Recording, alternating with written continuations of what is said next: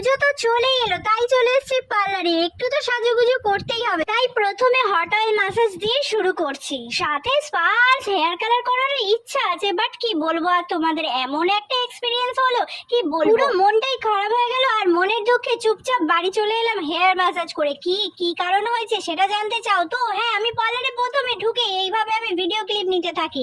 তারপরে আমাকে কিছুটা ক্লিপ নেওয়ার পরে আমাকে এই পার্লারে যে ম্যাডাম উনি বললেন কি আমাদের এখানে পার্লারে কোনো ভিডিও ক্লিপ নেওয়া যাবে না। ভিডিও নিলে তো তারই উপকার হয়, কিন্তু আমায় বারণ করলো। সেই জন্য মনের দুঃখে সব ভিডিওটা বন্ধ করে দিলাম। হ্যাঁ, হেয়ার ওয়াশ করার পরে একটা ক্লিপ নিয়েছিলাম আমি ফটো তোলার অভিনয় করে, সেটা তোমাদের লাস্টে দেখিয়ে দেবো। আগে তোমাদের একটা টিপস বলি, চোখের তলায়, ঘাড়ে, এলবোতে এবং গলা এবং নাকের কোণে যে কোনো কালো জায়গায় নারকেল তেল ইউজ করো, দেখবে খুব ভালো রেজাল্ট পাবে। আর এরকম ছোট ছোট টিপস জানতে হলে আমার চ্যানেলে চোখ রাখো। আর নতুন হয়ে থাকলে চ্যানেলটা সাবস্ক্রাইব করে দিয়ে অল বাটনটা টিপে দিও। আর কমেন্ট করে জানিও কি জানতে চাও আর কোথা থেকে দেখছো শর্ট আউটের জন্য।